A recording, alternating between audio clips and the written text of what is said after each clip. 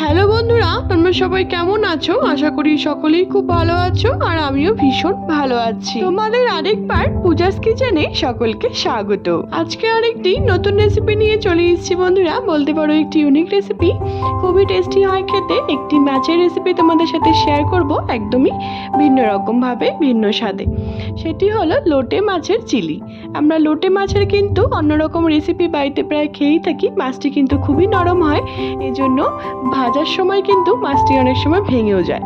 কিন্তু এরকমভাবে যদি তোমরা একবার বাড়িতে এই লোটে মাছের চিলি রেসিপিটি একবার ট্রাই করো বন্ধুরা, আমার বিশ্বাস যে তোমাদের খুব ভালো লাগবে। রুটি, পরোটা, নান, পোলাও, ফ্রাইড রাইস সব কিছুর সাথে কিন্তু দুর্দান্ত জমে যাবে। রেসিপির সমস্ত উপকরণগুলি আমি আমার ডেসক্রিপশন বক্সে দিয়ে দেবো, তোমরা সবাই দেখে নেবে। দেখো বন্ধুরা, সবার প্রথমে আমি বেশ কিছুটা লোটে মাছ নিয়ে নিয়েছি। আমি এরকম করে টুকরো টুকরো করে কেটে নিয়েছি। কাঁটাটি কিন্তু আমি বের করিনি, যেহেতু নরম কাঁটা, বের করার কোনো দরকার নেই, তোমরা চাইলে বের করতে পারো। তারপর এখানে আমাদের যা যা লাগছে চিলি করার জন্য আমি সব কিছু রেডি করে নিয়েছি। ক্যাপসিকাম, পেঁয়াজ, কাঁচা লঙ্কা, ডিম, রসুন সব কিছু, আর টমেটো, আর বেশ কিছুটা ধনেপাতা কুচি, আর বেশ কিছুটা আদা। এবার আমি একটি মিক্সি নিয়ে নিয়েছি। এবার একটি পেস্ট করে নেব আদা, রসুন আর কাঁচা লঙ্কাটিকে। দেখো বন্ধুরা, আমি এর মধ্যে রসুনের কোয়া 7-8টার মতনই নিয়েছি। তোমরা তোমাদের মাছের পরিমাণ বুঝে নিতে পারো।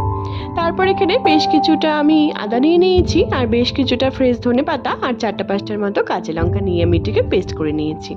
তারপর যে আমি মাছটিকে ধুয়ে রেখে দিয়েছিলাম বন্ধুরা, কেটে বেছে, তারপর এখানে ওই পেস্টটি আমি 2 টেবিল চামচের মতো দিয়ে দিচ্ছি।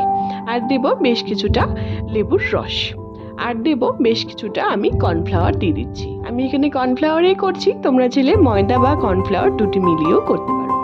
আমি এখানে 2 থেকে আড়াই চামচের মতো কর্নফ্লাওয়ার দিয়ে দিলাম, আর দিচ্ছি বেশ কিছুটা গোলমরিচের গুঁড়ো, আর দিচ্ছি একটা ডিম, আর দেব বেশ কিছুটা গরম মশলা গুঁড়ো। আমি এখানে শাহি গরম মশলার গুঁড়ো অ্যাড করেছি বন্ধুরা, তোমরা চাইলে এর মধ্যে নর্মাল গরম মশলার গুঁড়ো অ্যাড করতে পারো। তারপর দিচ্ছি বেশ কিছুটা, আমি এর মধ্যে নুন দিয়ে দিলাম স্বাদ মতো, আর দিচ্ছি বেশ কিছুটা কাশ্মীরি লঙ্কার গুঁড়ো দিয়ে খুব ভালো মতো করে এটিকে আমি হাত দিয়ে মাখছি। তোমরা চাইলে একটি স্পুনের সাহায্য মাখতে পারো। যেহেতু বন্ধুরা হাত দিয়ে মাখলে পরে কিন্তু ভালো মতো এর মধ্যে সবকিছু অ্যাবজর্ব করবে, তাই আমি এটিকে হাত দিয়ে মেখেছি। তারপর এখানে একটি কড়াই বসিয়ে দিয়েছি গ্যাসে। আমি সাদা তেল বসিয়ে দিয়েছি, আমি এটিকে সাদা তেলেই ভাজবো। তারপর সামান্য একটুখানি আমি অল্প অল্প করে এই মাছটিকে একটা একটা করে নিয়ে আমি এরকম করে সবগুলো মাছকে কিন্তু ভেজে নিচ্ছি। তারপর তোমরা নেক্সট স্টেপ দেখো। মাছের যে ব্যাটারটি হবে বন্ধুরা, খুব কিন্তু মোটা হবে না, আর খুব বেশি পাতলাও হবে না। তোমরা দেখতেই পাচ্ছ আমি কিরকম করে কোট করে ভেজেছি। তোমরা এরকম করে কিন্তু সেম ভাবে, সেম পদ্ধতিতে মাছগুলিকে ভেজে নেবে। দেখো আমাদের প্রথম ব্যাচের মাছ ভাজা কিন্তু একদম হয়ে গেছে। তোমরা দেখতেই পাচ্ছ আমি কিরকম করে কোট করে ভেজেছি। তোমরাও সেম ভাবেই কিন্তু কোট করে ভাজার চেষ্টা করবে।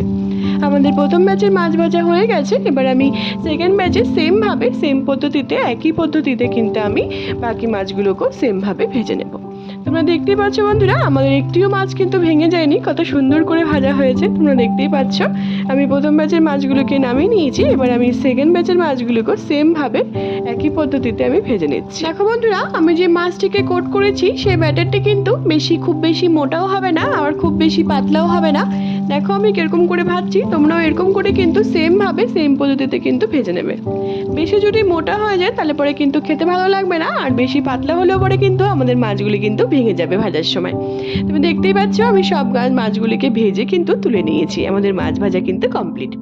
তারপর একটি আমি সস তৈরি করার জন্য আমি একটি পাত্রতে বেশ কিছুটা আমি জল নিয়ে নিয়েছি। সবার প্রথমে দিয়ে দিয়েছি বেশ কিছুটা টমেটো কেচাপ, আর দেবো তারপর দিচ্ছি বেশ কিছুটা গ্রিন চিলি সস, তারপর দিচ্ছি রেড চিলি সস, তারপর দিচ্ছি ডার্ক সোয়া সস। আমি সব সসগুলিকে একভাবে করে এরকম করে নিয়ে আমি মিলিয়ে রেখে দিলাম, যাতে আমাদের পরে যখন আমি সবজিগুলি ফ্রাই করবো যাতে আমাদের সবজিগুলি পুড়ে না যায়, তার জন্য আমি এরকম করে রেডি করে রেখে দিলাম। এটি একটি টিপস বলতে পারো এই রেসিপি, তোমরাও এরকম করে রেডি করে রাখারই চেষ্টা করবে। তারপর বন্ধুরা ওই মাছ ভাজার তেলেই, বাকি মাছ ভাজার যে তেলটি ছিল সেটির মধ্যে আমি আদা, কাঁচা লঙ্কা আর ধনেপাতার যে পেস্টটি করে রেখে দিয়েছিলাম সেটিকে আমি দিয়ে দিলাম। দিয়ে খুব ভালো মতো করে নাড়াচাড়া করে নেওয়ার পর দেখো বন্ধুরা, আমরা যে বেশ কিছুটা পেঁয়াজ আর ক্যাপসিকাম কেটে রেখে দিয়েছিলাম এই রেসিপিতে ব্যবহার করবো বলে, সেগুলিকে কিন্তু আমরা দিয়ে দিলাম। সাধারণত যেরকমভাবে চিলিতে ব্যবহার করা হয় পেঁয়াজ আর ক্যাপসিকাম, আমি কিন্তু সেরকমভাবে কেটে রেখে দিয়েছিলাম, সেগুলিকে আমরা দিয়ে দিয়েছি।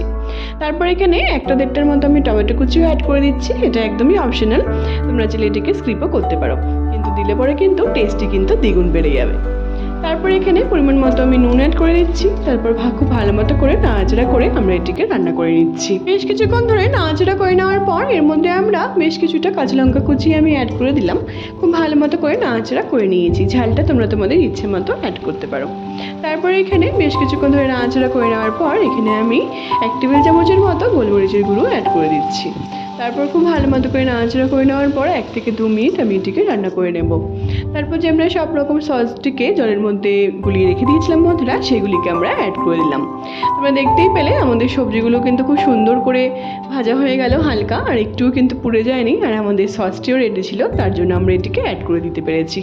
তার জন্যই আমি এটিকে প্রথমে রেডি করে রেখে দিয়েছিলাম।